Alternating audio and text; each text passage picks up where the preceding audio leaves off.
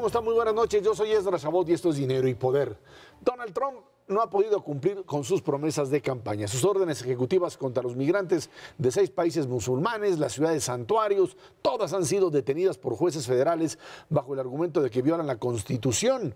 La construcción del muro en la frontera con México tampoco se ha concretado. Demócratas y republicanos consideran que pues, esto es un elemento que no es fundamental en el presupuesto. La cancelación del plan de salud, el Obamacare, también ha sido un fracaso. Está en sus peores niveles de popularidad. El presidente que menos ha logrado atraer la popularidad de sus ciudadanos. Así es como está a casi ya 100 días de haber iniciado el cargo. Mauricio González, Macario Schettino, ¿cómo estás? Buenas noches. Buenas noches. Bueno, pues ahí está el señor Trump, que ayer hizo otra de las suyas.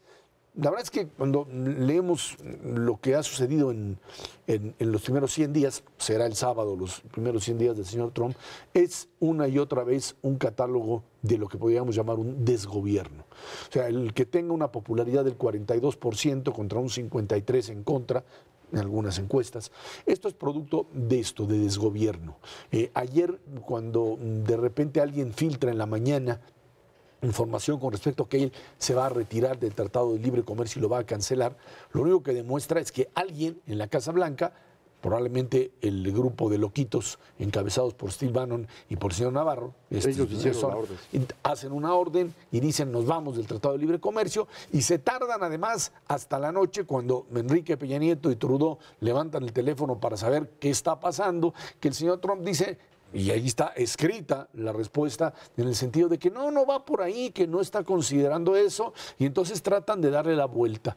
Es un pleno desgobierno, la principal potencia mundial hoy gobernada por alguien que no tiene noción de lo que está haciendo. El país más poderoso del planeta puede girar en torno a muchas cosas. A un día decidir que Irán o Corea son los enemigos y enviar submarinos y flota hacia un lado, si es que saben por dónde está la flota, y otro día empezar a tratar de atacar a las ciudades que dan refugio a los indocumentados y les aparece ahí finalmente el sistema judicial norteamericano diciéndoles no puedes hacer esto, tú no le puedes quitar recursos en forma arbitraria a estas ciudades. No han podido nombrar todavía a la mayoría de los funcionarios. Es algo que realmente está simbrando la propia estructura de gobierno en algo que no se ha visto nunca en los Estados Unidos. Sí, es una tragedia, es un personaje profundamente incompetente para el puesto para el que fue elegido. Fue un buen candidato en el sentido de que pudo jalar suficiente apoyo para ganar la elección, pero no tiene la más remota idea de cómo funciona un gobierno. Yo creo que él pensaba que funcionaba como sus empresas, donde él gritaba y las cosas se hacían, y como en sus empresas podía defraudar a todo mundo y nadie se iba a oponer a él. Pues aquí no es así. Aquí se toman decisiones que tienen que seguir ciertos procedimientos y esos procedimientos pues, él no los conoce, no los entiende y entonces han estado rebotando todos. Efectivamente logra un éxito exclusivamente, que es el nombramiento de su candidato a la Suprema Corte, el señor Gorsuch. Y la otra cosa que yo creo que le salió bien, pero no estoy seguro que él haya decidido, es el regreso de Estados Unidos a la escena internacional como un actor de fuerza, que fue a través del bombardeo a Siria, luego la bomba solita grandototota en Afganistán y la amenaza a Corea del Norte, aunque de veras iban para el otro lado, pero no importa, la amenaza sirvió. Creo que estas tres cosas fueron hechas más bien por el secretario de Defensa en colaboración con el responsable de Seguridad Nacional, dos generales que entienden de estas cosas, y creo que hicieron algo que está bien. Obama había sido un presidente extraordinariamente aislacionista, dejó el mundo solito, y eso no se puede hacer cuando solo hay un polo de poder. Esto fue lo que permitió el crecimiento de orates como Putin o el mismo Erdogan en Turquía, y bueno, esto va a servir en ese sentido. Pero todo lo demás que ha intentado el señor Trump ha sido un fracaso, y esta última cosa del Tratado de Libre Comercio puede ser verdaderamente terrible, no solo para él, sino para su equipo. Según la filtración que hubo ayer, la habían escrito la orden ejecutiva, el decreto, el señor Bannon y el señor Navarro. Los dos llevaban semanas que se había medio pensado que los podían correr. Cuando sale esto firmado por ellos o preparado por ellos, la gente se sorprende y dice, ¿a poco ya recuperaron el poder? Pues cuando en la noche nos ningunean, pues esto lo que muestra es que lo más probable es que la semana que entra ya ni estén. Así que se le está desbaratando incluso su equipo. Mauricio, en esta misma línea, el presidente tiene que presentar, el presidente Trump tiene que presentar un presupuesto. Y ahí está otra vez atorado. Ha presentado, y esto también le pegó fuerte al peso mexicano, le sigue pegando, un presupuesto que tiene que ver con una reforma fiscal.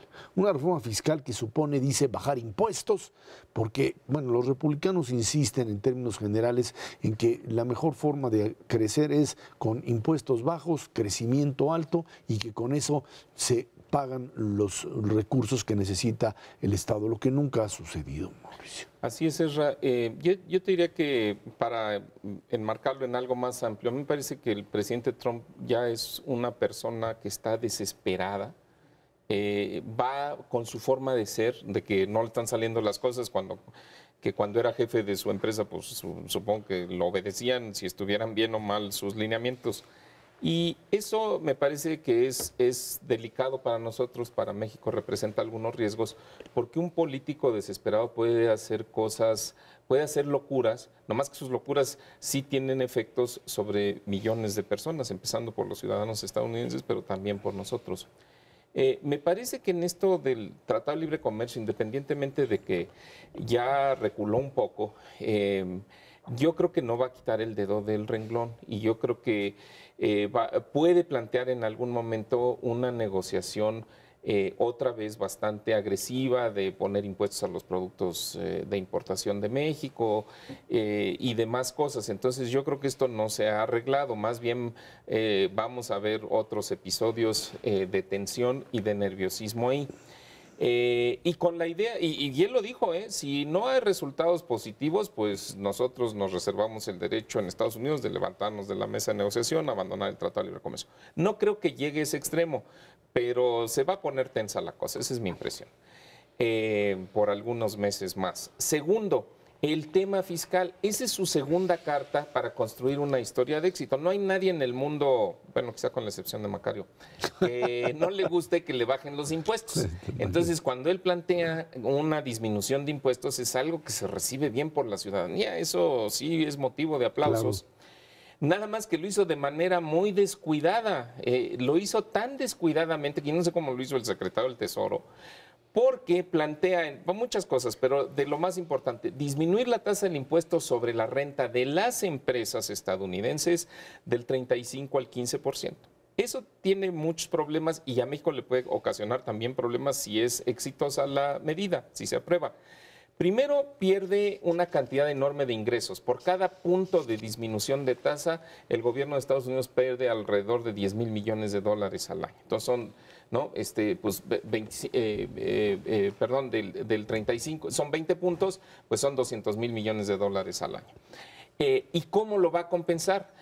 Dentro de los propios republicanos ahí sí ya no le van a aplaudir, porque subir el déficit fiscal, o sea, bajar los ingresos sin compensarlo de alguna manera, pues le sube el déficit fiscal a los Estados Unidos y ahí va a enredarse la discusión. Por eso fue una propuesta, en mi opinión, irresponsable.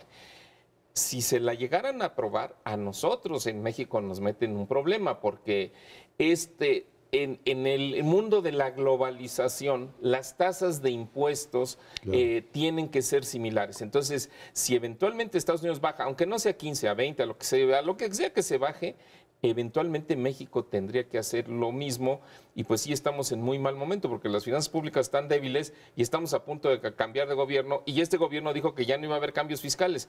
Eso sí puede generar una presión de empresas que se van de México a los Estados Unidos y empiezan a redireccionar su producción simplemente porque allá les cobran menos impuestos. Aquí las tendríamos que bajar. Este asunto del plan, digamos, fiscal es una tragedia espantosa, porque si los amigos del auditorio vieran lo que presentó el señor Trump como plan, es una hoja de papel Es decir, ni siquiera nosotros cuando damos clase le podemos aceptar a un alumno una cosa así. Pues eso fue lo que el presidente de Estados Unidos propuso para el plan de mayor reducción de impuestos de la historia de ese país. Dice, oye, espérate, un poquito de decencia. Macario, no puedes presentar eso. ¿Sí? ¿Cómo van a tomar decisiones los señores representantes en Estados Unidos con base en una hojita que dice, pues vamos a bajar los impuestos por aquí y luego vamos a crecer por allá? Hombre. Déjame nada más añadir a esto, cuando pues la gente del Tesoro, que fue la que se presentó ante los medios a tratar de explicar esto, y le dijeron la hoja que tenía la hoja, le dijeron, bueno, es que esto es lo que estamos planeando. Bueno, dígame qué cantidades, de qué estamos hablando. La respuesta fue, no le vamos a dar cantidades. Sí. O sea, no, pero no hay manera. Es decir, tú con una hojita de esas no puedes hacer las cosas. Vamos a bajar los tramos de recaudación en impuesto sobre la renta a personas de 7 a 3 tramos. Ahora nada más se van a pagar 15, 20 y 30%. Okay. Ajá. ¿Y a dónde? ¿A qué niveles? No, pues todavía no sabemos. Pero ¿cómo vas a presentar eso? Sí, es una cosa de veras de locos. Ahora, ese anuncio, así como está, dado el riesgo que ya mencionó Mauricio para México, pues ya nos pegó en el tipo de cambio. Sí, en esta semana tuvimos 2 efectos sobre tipo de cambio en contra de México. Uno es la presentación del plan, que pone nerviosos a muchos, y el segundo fue lo del tratado. Cuando el tratado se resuelve, se regresó el peso, pero no puede bajar mucho, porque pues tenemos la amenaza de que si ellos bajan su tasa a 15, pues nosotros vamos a tener que hacer algo parecido. Ahora, no hay forma de hacer eso, porque no podemos financiar el gasto con una reducción de ese tamaño en México, pues ellos tampoco, ¿eh?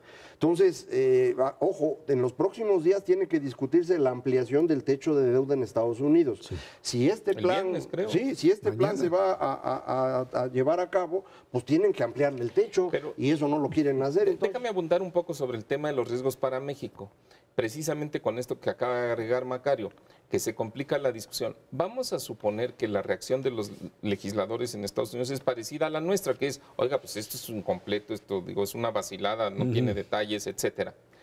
En la medida en la que se le empiece a dificultar la reducción de impuestos, entonces la única historia de éxito que le queda, digamos, en su arsenal es el tema del Tratado de Libre Comercio y la protección de las empresas y los trabajos en los Estados Unidos.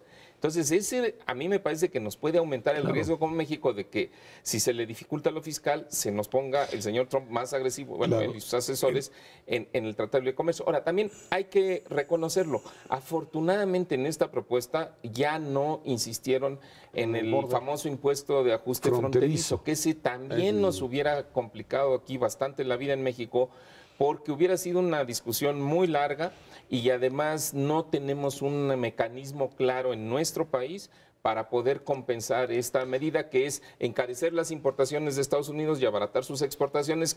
Pues es una medida que entorpece el comercio. Déjame añadir en el tema del Tratado de Libre Comercio que cuando este pleito se empezó a dar, los republicanos, fundamentalmente senadores republicanos como John McCain y otros, incluso muy conservadores, salieron diciéndole a Trump, no vayas a hacer esto. En Twitter, como ahora se comunican con él, diciendo, sería catastrófico para estados como Texas o como Arizona cancelar el Tratado de Libre Comercio. California, por supuesto.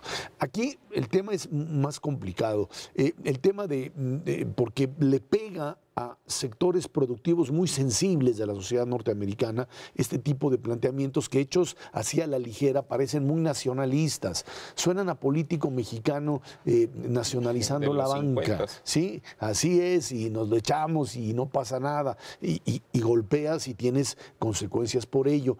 Otro elemento que está ahí también presente es que cuando habla de deducciones y de quitar deducciones, esto le pega también a sectores que lo han tenido durante mucho tiempo y que se resisten. Y el conflicto de interés.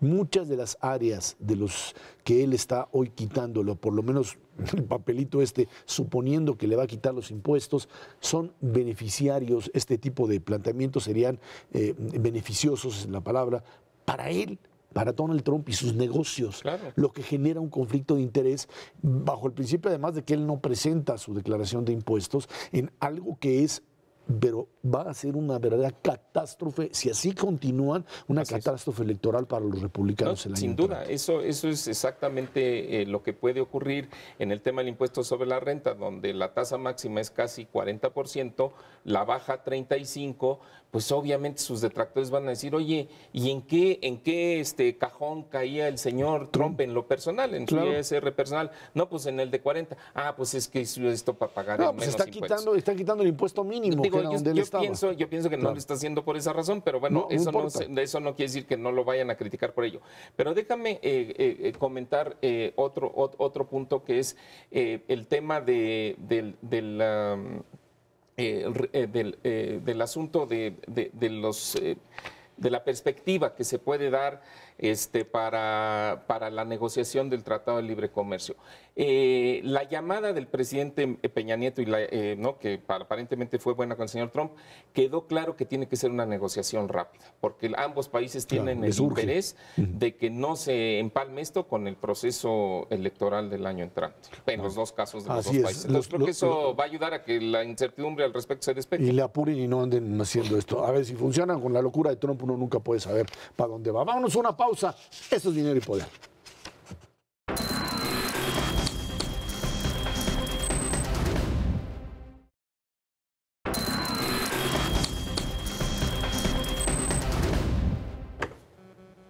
El Partido de la Revolución Democrática se encuentra en una situación crítica. Muchos de sus militantes se han salido de sus filas para unirse a Morena de López Obrador. Los dirigentes perredistas han reconocido que se han alejado de sus principios, causa que ha empujado a muchos de sus integrantes a renunciar. Nos acompaña aquí en el estudio de Dinero y Poder Ángel Ávila, presidente del Consejo Político del PRD. Ángel, gracias por estar aquí con nosotros. Ángel, el Partido de la Revolución Democrática hoy tiene, por supuesto, el tema Estado de México como una prioridad, independientemente de lo que pueda realizar en otros estados, y la definición clara hacia el 2018 de qué hacer, alianzas, no alianzas, y por supuesto la confrontación con la otra izquierda, Morena, que dicen pues tiene hoy una mayor fuerza que ustedes. Muchas gracias por la invitación, Mauricio, Ezra, Macario. Comentarte que el Partido de la Revolución Democrática está en un proceso de cambio, de renovación. Por primera vez en la historia, las dos grandes figuras ya no están dentro del PRD y eso nos está obligando a generar una nueva cultura política que no es fácil y no es sencillo. Ya hay algunos militantes han decidido acompañar a López Obrador, pero finalmente creo que el PRD tiene un espacio muy importante en la arena política nacional. Un espacio porque tiene una agenda política distinta a la de Morena, es una agenda de centro-izquierda que va principalmente por el tema de los derechos sociales, de buscar a un Estado fuerte que pueda redistribuir mejor la riqueza, de generar empleos junto con los empresarios. Y creo que, como tú lo bien dices, los retos que vienen son inmediatamente estas elecciones, que estamos a un mes de que terminen. En el Estado de México yo sigo viendo una elección de 4 contendientes. Yo veo que la diferencia entre el primer lugar y digamos el candidato que pudiera ir en el cuarto lugar no son más de 5 puntos. Creo que a Juan Cepeda le ha ido muy bien en los debates, fue un buen presidente municipal en Ciudad Nezahualcóyotl. Creo que estamos viendo que en el caso de Morena, la señora Delfina está ahí principalmente por la figura de López Obrador. Creo que le falta capacidad de gobierno. Josefina Vázquez Mota pues está salpicada por los escándalos de la corrupción, principalmente después de haber recibido su organización más de 1,000 millones de pesos. Y en el tema de Alfredo del Mazo, pues sostenido por la maquinaria del gobierno estatal de Erubiel Ávila, pero finalmente con un desprestigio del PRI por parte del propio gobierno federal de Enrique Peña Nieto y del gobierno estatal, que es un desastre, es un fracaso. En materia de inseguridad del Estado de México estamos viviendo niveles alarmantes. Entonces creo yo que la competencia es de 4, falta un mes para la campaña y creo que el PRD va a hacer un muy buen trabajo en el Estado de México. En Nayarit, el PRD vamos a ganar en una alianza amplia con el Partido Acción Nacional. El candidato Toño Echevarría lleva 15 puntos arriba de las ventajas. En el caso de Coahuila, nosotros tenemos una posición difícil de manera histórica. La izquierda generalmente no tiene un nivel de votación alta en los estados del norte, pero vamos avanzando. Y en el caso de Veracruz, un caso interesante, creo que la alianza que derrotó hace un año al PRI entre el PAN-PRD va a ser renovada el día de hoy por los electores de Veracruz, pero ahora en los municipios, es decir, la transición y la alternancia en el estado de Veracruz ya no va a ser solamente a nivel estatal, sino ahora en los municipios, y creo que el PRD en general, la alianza, vamos a tener buenos resultados.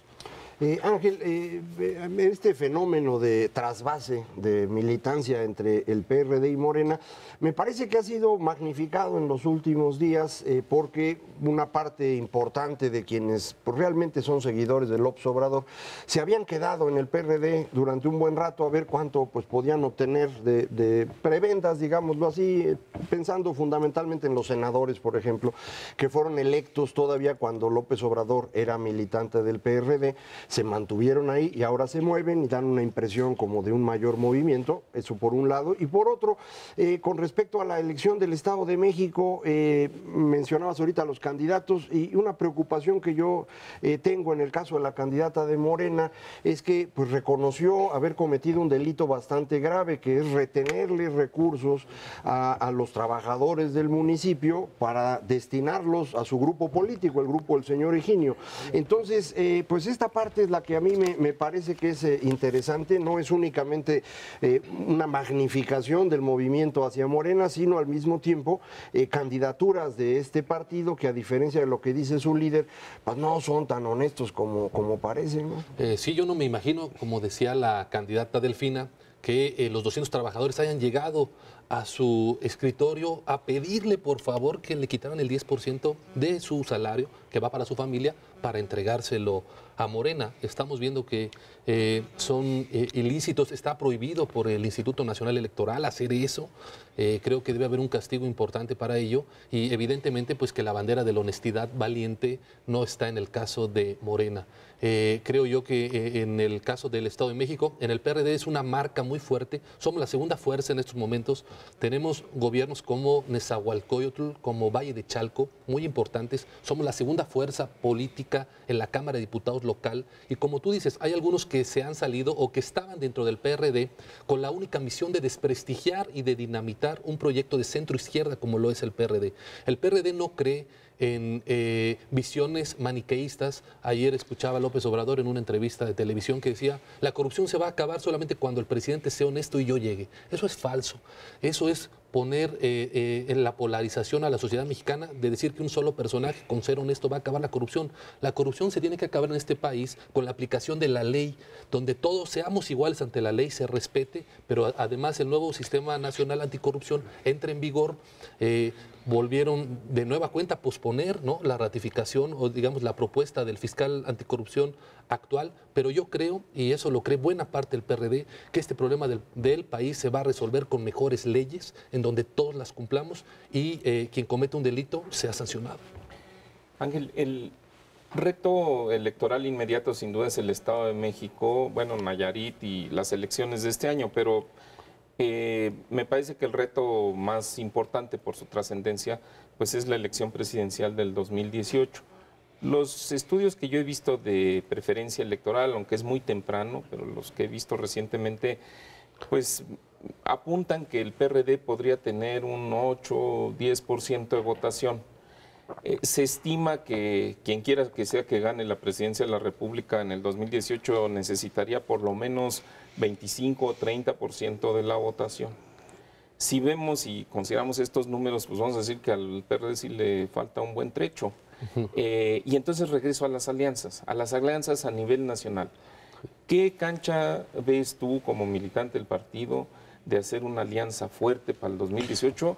Porque son muchos puntos, ¿no? Y yo un poco apuntando en lo mismo que Mauricio plantea, descalifican a Acción Nacional y a Josefina cuando van compitiendo contra ella y cuando van en alianza, entonces esas descalificaciones desaparecen. ¿Cómo le hacen? Son circunstancias distintas, son estatales.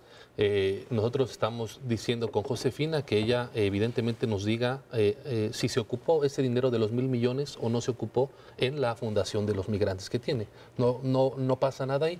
En el caso de Nayarit, que por cierto vamos con el hijo del anterior gobernador, que fuimos en alianza con su papá en el 1999.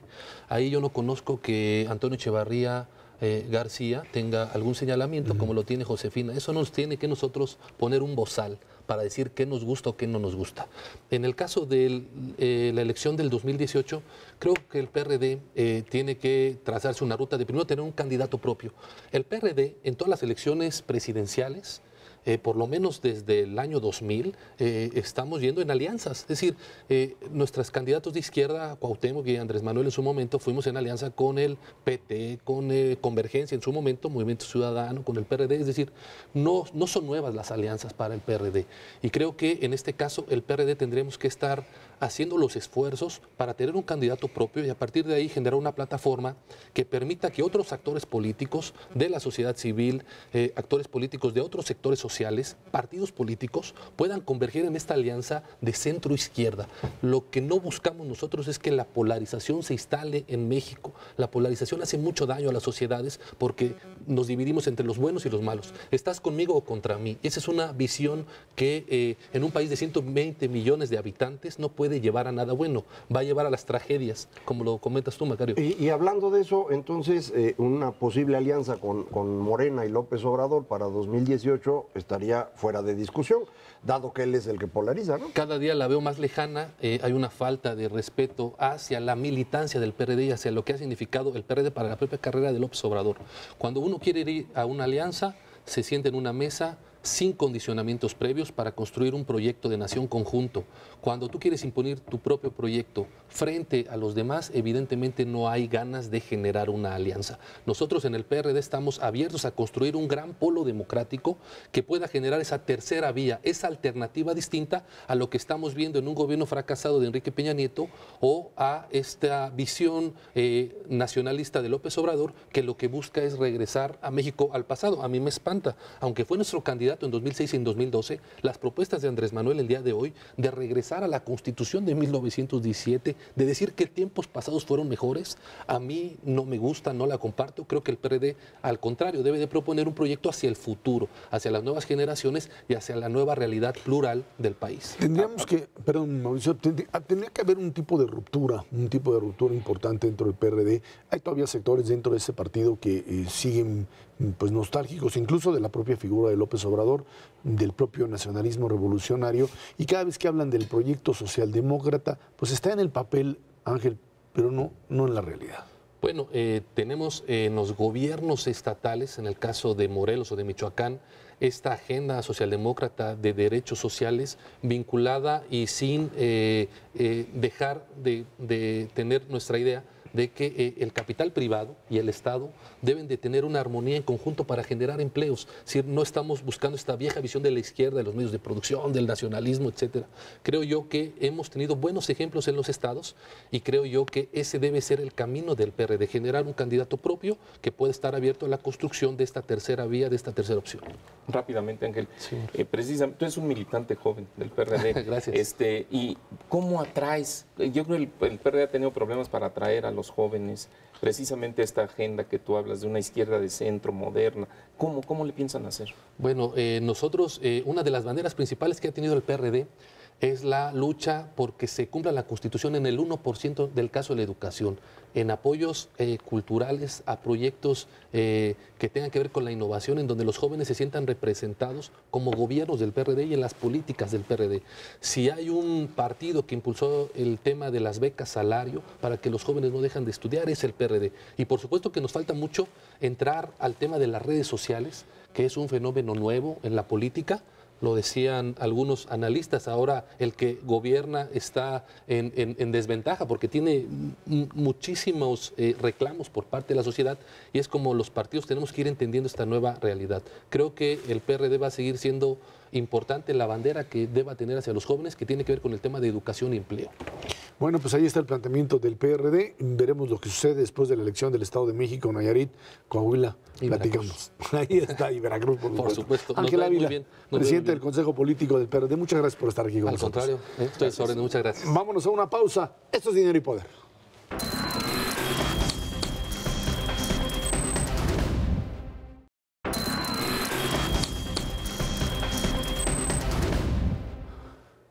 El semáforo anticorrupción desarrollado por el Instituto Mexicano para la Competitividad del IMCO reveló que solo Chiapas, Nayarit y Puebla tienen una ley del sistema local anticorrupción satisfactoria. 16 entidades ni siquiera tienen una propuesta en sus congresos. Para hablar de ese tema nos acompaña aquí en el estudio de Dinero y Poder Max Kaiser, director anticorrupción del IMCO. Max, buenas noches, gracias por estar aquí con nosotros. ¿Cómo estás? Buenas noches, gracias por invitarme. Al contrario, Max, van a instrumentar un sistema nacional anticorrupción, si es que llegan a nombrar un fiscal en algún momento, suponemos que lo harán, pero estarán desarrollando toda una infraestructura interna, me parece que eso es fundamental, pero si las legislaciones de los estados no tienen un instrumento adecuado para procesar todo esto, parecería que estamos otra vez hablando simplemente de símbolos que no se traducen en realidad. Sin duda, y por eso hicimos el semáforo en el IMCO con Coparmex y Transparencia, porque no se trata solo de seguir al Congreso Nacional, de pronto pensar que el Congreso Nacional ya hizo su chamba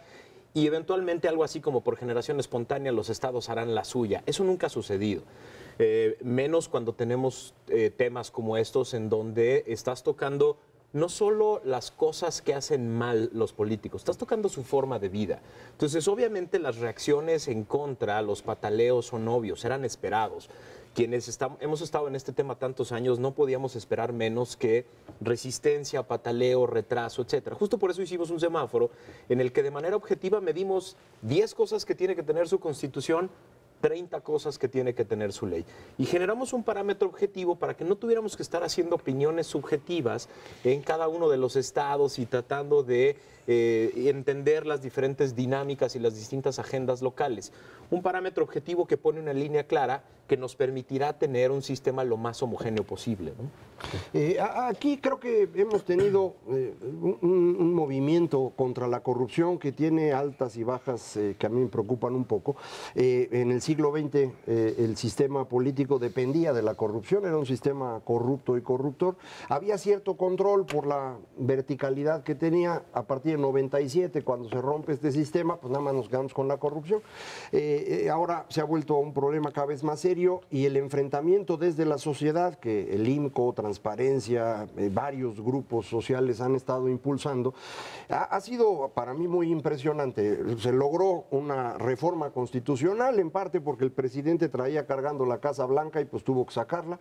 Y luego para sacar las leyes secundarias hubo que organizar un movimiento nacional, juntar 600,000 firmas y otra vez la sociedad se nos quedó y ahora no se nombra al fiscal, hay problemas para nombrar al tribunal, los estados no están definiendo sus leyes. ¿Cómo hacerle para que la sociedad esté continuamente encima de esto? Porque si no, los políticos solitos nunca van a resolverlo, ¿no? Sin duda. Mira, una de las grandes diferencias entre los movimientos del pasado y este es que finalmente logramos poner en la Constitución como función de Estado el combate a la corrupción. Así como la educación, la salud, la vivienda, el combate a la corrupción ya es una función de Estado. Ese es un cambio fundamental, porque eso le da pie a la legislación local, a los distintos procesos, a las legislaciones nacionales, y nos da pie a la sociedad civil para traer todo el tiempo en marcaje personal a los distintos órganos. Claro, al Congreso Nacional, pero también al Ejecutivo en el armado administrativo y presupuestal de los órganos, en la designación de los distintos funcionarios que se van a encargar del tema, en los perfiles que tienen que cumplir, en los procesos de designación, en lo que hacen los congresos locales. Es decir, este ya no es un tema ni de política pública, ni es un tema de un candidato prometiendo que le va a entrar al tema. No, ya está en la Constitución como función de Estado. Y ese ya es el eje toral que nos va a permitir a nosotros de aquí en adelante a que este tema sea el tema recurrente. El INEGI ya encontró entre la gente que es el segundo tema de preocupación después de la seguridad pública que la gente, y eso ya no se va a salir de la agenda. Las elecciones de este año y las del año que entra se van a ganar en torno a este tema. El que lo sepa comunicar mejor y el que sepa convencer a la gente de que está buscando la construcción y consolidación del sistema para hacer justicia, creo que es el que va a ganar la confianza de la gente. Max, hace rato escuchamos de algunas entidades que dentro de este sistema del semáforo pues van a la saga, van atrás. Pero no sé, es pregunta, ¿hay algunas que vayan, digamos, adelante, que estén en verde o que puedan ser el modelo a seguir? Y más que eso, ¿de quién depende de que estén en verde? ¿Depende del gobernador en turno? ¿Depende del gobernador y de los legisladores? ¿Depende del gobernador, los legisladores y la sociedad civil local? O sea, ¿cuáles son los factores que te mueven hacia color verde en este semáforo. Y los estados que sí lo lograron, ¿cómo lo lograron? ¿No? Así Porque es, sería un exacto, poco la porque, diferencia. porque ¿no? serían como eso, como te marcan una ruta a seguir, porque entonces ya uno dice, pues ya no es tan difícil hacerlo, si alguien ya lo hizo. Es una gran pregunta, porque creo que es una combinación de todos los factores. Es decir, ha habido estados, Chiapas y, por ejemplo, Chiapas y Puebla están en verde en nuestro semáforo. Sin embargo, no es el proceso que consideramos ideal porque es un proceso directamente dominado por los gobernadores. Claro. Entonces, vaya, cumplen con los parámetros que están marcados por el IMCO de manera objetiva y no tengo nada que decir al respecto de la calidad de su legislación. Uno muy interesante es Baja California Sur. Baja California Sur, el gobernador se juntó con el Congreso, se juntó con la sociedad civil, trabajaron primero la reforma constitucional y quedó en verde, es la que tiene 100% de los parámetros que nosotros habíamos puesto de manera. Pero después, la ley que manda como ley general del sistema, la manda como preferente, se junta con los legisladores, se discute el tema con la sociedad civil del Estado de Baja California Sur y pasa la ley.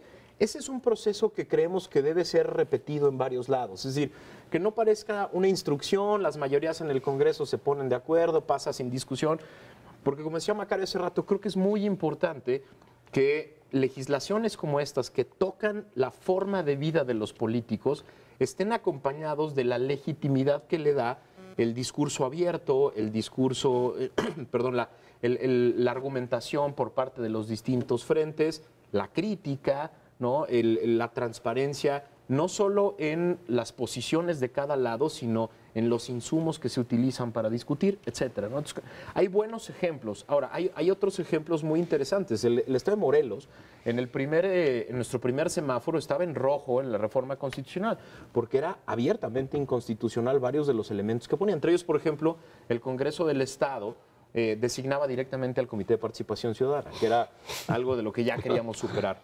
Bueno, después de 2 entregas de nuestro semáforo, corrigieron. Reformaron la Constitución reformada, corrigieron todos los elementos, van a salir seguramente en verde en la siguiente entrega, y después de un movimiento muy interesante de la sociedad civil en el Estado, ya también hicieron su ley y es prácticamente idéntica a la ley modelo que hicimos en el IMCO. Entonces también hay buenos ejemplos de cómo se puede corregir el camino, ¿no? Si hay una presión adecuada. Ahora, esto de la presión me parece que es determinante y ahí, tú decías, las campañas para 2018 se van a centrar en corrupción y en inseguridad, son los 2 grandes temas nacionales, ahí no hay duda. Ahora, aquí tenemos un problema y es que en términos de corrupción, pues nadie sabe bien qué hacer.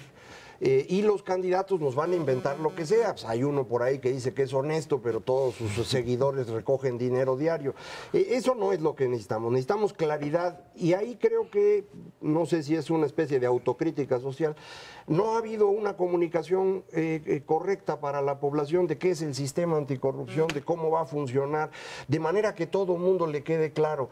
No se puede hacer un gran esfuerzo en este sentido, en donde pudiéramos decir con toda claridad, esto es lo que queremos hacer, de manera que la población sepa cómo medir a los candidatos con respecto a eso. Sin duda ese es el gran reto, porque a los que tratamos de comunicar la parte aburrida de explicar una ley, de explicar un órgano, de explicar el sistema, claro, nos gana el escándalo, nos gana la aprehensión de Duarte y si Yarrington lo van a traer o no. O sea, digamos, esa parte es lo que se vende en los medios. Y entonces cuando alguien como yo trata de salir a explicar, miren, les voy a platicar qué es el Tribunal de Justicia Administrativa. Te cambian de canal. Me cambian de canal y la nota es Duarte, ¿no? Entonces el tema aquí es, ¿cómo hacemos para comunicar de manera más creativa, ¿no? ¿Cómo funcionan estos órganos, pero sin quitarle lo sofisticado al debate? Porque creo que ya tenemos que pasar de Duarte a Duarte y su red, Duarte y los órganos de fiscalización que no hicieron su chamba, Duarte y todo el estado de Veracruz que lleva 3 sexenios donde hay impunidad absoluta porque las distintas instituciones no funcionaron. Tenemos que empezar a sofisticar el sistema para después ponerles a los candidatos una agenda concreta. Es decir, el chiste será que los electores nos volvamos mucho más sofisticados en el tema y no le exijamos al candidato, oiga, ¿va a meter a la cárcel o no a su antecesor? No, va a crear un sistema, va a provocar usted y empujar un sistema de justicia adaptado al Sistema Nacional Anticorrupción y se va a someter a usted a todo lo que viene en las distintas leyes que lo crean para que en el Estado cambien las cosas y empezar a ponerles puntos muy concretos a los candidatos de compromisos muy específicos relacionados al tema.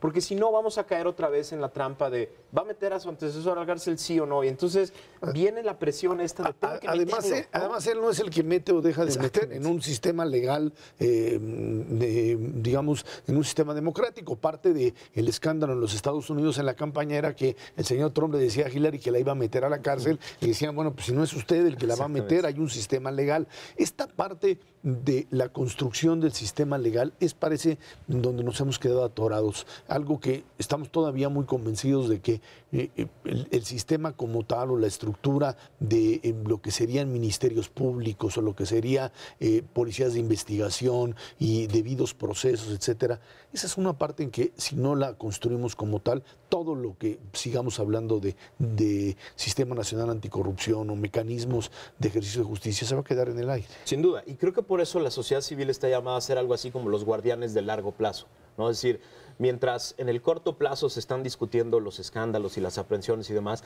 la sociedad civil estamos llamados a cuidar el largo plazo de las instituciones, la construcción paulatina, aburrida, pero sistemática y constante de distintas instituciones que poco a poco van a ir poniendo diques, ¿no? Es decir, el chiste no es el gran corrupto que acabó en la cárcel. El chiste es ir poniendo diques por todos lados, primero para evitar la expansión de la corrupción, que genera una corrosión brutal en el aparato de Estado y por lo tanto una ineficacia brutal en todos sus servicios. Primero es poner diques para evitar que se siga expandiendo. Y después ir a los distintos procesos de riesgo para corregir esos procesos de riesgo y regresar al Estado a un cauce de eficacia y normalidad, ¿no? Pero es a través de las instituciones, no a través de las personas. Es decir, las personas son parte importante, pero solo como cabezas y como líderes de ciertos procesos. La construcción de instituciones es larga y es aburrida, pero esa es la apuesta que tenemos que hacer. Así es, a eso estamos apostando. Max Kaiser, director anticorrupción del IMCO, gracias por estar aquí. Un placer estar con ustedes. Vámonos a una pausa. Esto es Dinero y Poder.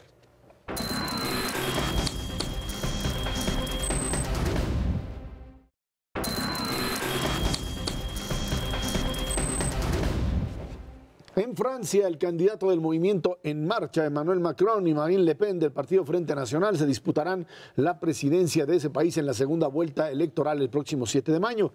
Macron obtiene el 24.01% de los votos, 21.30% por parte de Le Pen. El socialista Benoît Hamon y el republicano François Fillon pidieron a sus simpatizantes votar por Macron en la segunda vuelta. Bueno, pues ahí está el planteamiento hecho por los propios franceses en un sistema electoral que me parece mucho más eficiente que muchos de los que tenemos, dice Macario con su ceja que no. A mí me parece importante que así, tú tienes una primera vuelta en Francia en donde cualquier expresión puede, ahí está presente, y que si los que están por la marihuana y que si los que están por irse a la luna, cualquier loco, lo que sea, ahí están, todo el mundo se presenta, los que tienen verdaderamente dos opciones reales, ahí aparecen y van a una segunda vuelta y en función de eso establecer un régimen con fuerza, con legitimidad. Aquí habrá otro problema a partir de junio con las elecciones legislativas, porque si el triunfo de Macron, como todo el mundo apunta, se produce, pues tendrá que construir una mayoría legislativa que no cuenta, él no tiene ningún partido político, es un movimiento nuevo, surgido, que no tiene ningún tipo de apoyo en el legislativo y tendrá que construirlo ya sea con fuerzas suyas o con alianza con socialistas o con incluso algunos republicanos, pero bueno, finalmente Macron como un candidato también antisistema que rompió con los socialistas, rompió con la estructura y dijo, señores, Europa existe, la Unión Europea hay que replantearla, pero con Francia adentro, ¿sí? Y logra detener a lo que era la amenaza de la ultraderecha con la señora Le Pen, que vestida de caperucita roja quería volver a engañar a los franceses. Hacía yo gestos por lo del sistema electoral porque tiene unas ventajas, otras no tanto. Una de las desventajas es la que tú acabas de comentar. Aun cuando gane 60-30 o una cosa así en la segunda vuelta, no va a tener una mayoría, sino que la va a tener que construir. Bueno. Es un sistema que ellos llaman semipresidencial, aunque en los hechos es realmente muy presidencial el sistema francés. Una cosa distinta es lo que ocurre en Gran Bretaña, en donde no hay segunda vuelta, sino sino que se construye con base en el Parlamento. Es decir, es totalmente parlamentario, van a tener elecciones próximamente. Entonces son formas distintas que lo que tratan es de evitar que efectivamente los locos lleguen al poder. Funciona razonablemente bien. En el caso de Reino Unido, la gran falla fue pues la irresponsabilidad del señor Cameron de llamar a un referéndum en donde no tienes el fenómeno parlamentario, sino se vota sí o no. Y esto te llevó a una votación, entre comillas, presidencial en un sistema parlamentario, y por eso se les fue de las manos. Creo que esto de la elección en Francia confirma que el problema que estamos viendo en el mundo no es económico, no es que la gente esté enojada porque la economía no funciona, la gente está enojada porque está cambiando la forma como entendemos el mundo y no todo el mundo cambia a la misma velocidad. Esto es notorio en el caso de la votación en Francia porque los pueblos votan por la señora Le Pen mientras que las ciudades votan por el señor Macron. Creo que esto se va a repetir en la elección de la segunda vuelta y le va a dar el triunfo a Macron. Y creo que esto es importante para ir entendiendo hacia adelante cómo van a ocurrir otras votaciones en la Unión Europea. Por cierto, la señora Merkel ha ido recuperando terreno y hace un par de meses todo el mundo decía que no iba a ganar, ahora ya todo el mundo piensa que puede volver a ganar la elección, que es hasta septiembre. Hasta septiembre, o generar otra vez lo que muchos apuntan, otro nuevo gobierno de coaliciones entre socialdemócratas y democristianos, ¿no? Sí, yo creo que otro aspecto del señor Macron, que efectivamente las encuestas hasta el momento le dan una posible victoria con 60% de la votación en contra de 40% de la señora Le Pen, es que puede ser, primero que puede ser alguien que no es del establishment político, eso es una característica. La otra es que puede ser un patriota y a la vez puede ser un internacionalista. O sea, no están reñidas esas dos cosas. El señor puede defender los valores, la cultura, las costumbres y todo lo que tú gustes y mandes franceses, pero al mismo tiempo insertarse en el esquema de globalización o de relaciones internacionales. O sea, no tienes que cerrarte al resto del mundo, como lo están tratando de hacer Estados Unidos en algunos aspectos, sin duda en los temas económicos, como lo hicieron los ingleses y como sucede en algunos otros países. Entonces, creo que eso es importante destacarlo. Es algo que además permite que la amenaza, ¿no?, de una agenda económica populista de derecha como la que podría instrumentar la señora Le Pen se vaya alejando del horizonte, y entonces los mercados financieros pues han tenido una reacción relativamente positiva, ha sido bien aceptado. Entonces ya falta ver,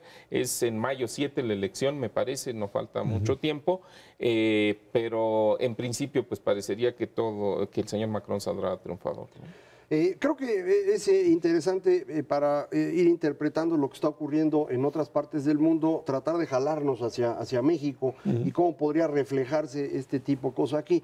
Nosotros no tenemos la capacidad de generar este movimiento antisistema.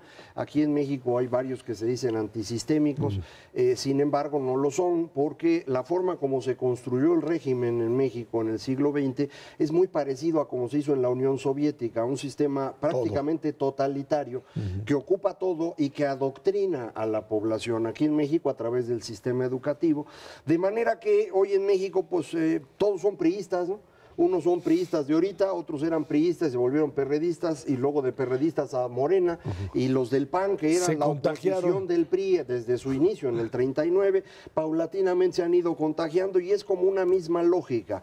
Entonces, varios que se dicen antisistemas, López Obrador, por ejemplo, pues en realidad es la repetición de lo mismo.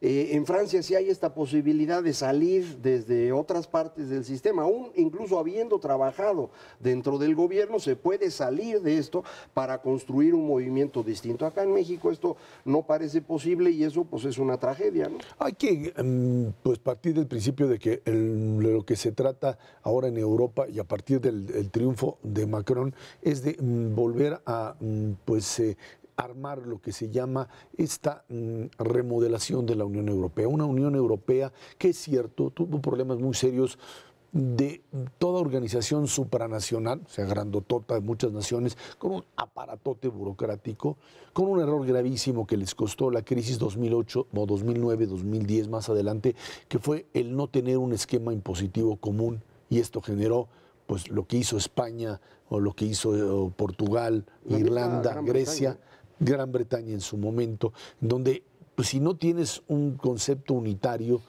e impositivo, pues puedes generar abusos por parte de uno de otro y eso enoja, porque pues, yo que tengo que andar manteniendo a los que se gastaron Los todo griegos. el dinero de guerra, los griegos, esa es una parte, ¿por qué un aparato burocrático? Y esta idea de que hay que luchar contra Bélgica, contra Bruselas, contra la Unión Europea, este nacionalismo europeo que vuelve a aparecer. Un nacionalismo europeo que durante el siglo XX masacró a más de 100 millones de personas y que encontró salida finalmente en la Unión Europea como una forma de civilización. Y esto es un punto importante. Este concepto de mercado común europeo, Unión Europea, esto transformó totalmente, después de la caída del muro de Berlín, transformó totalmente la visión de una Europa libre, de una Europa de respeto a derechos humanos, de pluralidad, de tolerancia, de lo que eran sus supuestos principios europeos del siglo XIX, que en el XX nunca se aplicaron, o cuando se aplicaron pues eran bastante débiles y que generaron estos modelos nacionalistas, y que hoy cuando tienen éxito hay estos desplazados o enojados que tratan de reventarlos. Decían que Le Pen era la candidata del enojo frente al candidato de la esperanza y afortunadamente la esperanza ganó, ¿no? Sí, yo creo que aquí sí hay un problema económico. Es decir, el futuro de la Unión Económica, de la Unión Europea, depende de resolver un fenómeno económico clave que es el estado de bienestar no es sostenible. Y en Francia es el problema. Eso es lo que tienen que entender. Es decir, no puedes tú seguir pensando en gastar 16% del PIB en pensiones que tienen que ser financiadas por una juventud que hoy no tiene empleo. Esto es un absurdo. Y que lo que quiere además es tener el mismo privilegio que los otros. Y de una no vez, se puede. ¿no? O sea, De una pensióname vez. a los 20, pues sí. eso no se puede. Entonces, la Unión Europea depende de encontrar un sistema económico que sea razonablemente justo, pero que no sea el estado de bienestar. Ese es el problema de los próximos años. Ese sí es un problema económico. No es el que explica las elecciones de hoy, pero sí es el que va a explicar el futuro próximo, Y creo la yo. migración, que se están envejeciendo con mucha velocidad Los tienen que y jalar. necesitan población joven que sí. sostenga a los viejos europeos de los próximos 20 años. Y los que eso tienen no tienen disponibles resuelto. son musulmanes. Y Así entonces es, se les y entonces complica. ahí se les complica la cosa. Pero necesitas inmigración organizada, No, por que esa es supuesto. parte del problema, como lo tienen los Estados Unidos. Sí, ¿no? no como lo han estado planteando en algunos países, ciudadanos de primera y luego ciudadanos de segunda o de tercera. Así no Pues te así no funciona. les va a funcionar nunca. Mauricio González Macarios, que tiene muchas gracias. Gracias a usted que nos ve y nos escucha aquí en Canal 11 todos los jueves a las 10 de la noche, Dinero y Poder. Estamos en la radio Noticias MBS en el 102.5 del FM de lunes a viernes de 5 a 7 de la noche. Por nuestra parte, muchísimas gracias y muy buenas noches.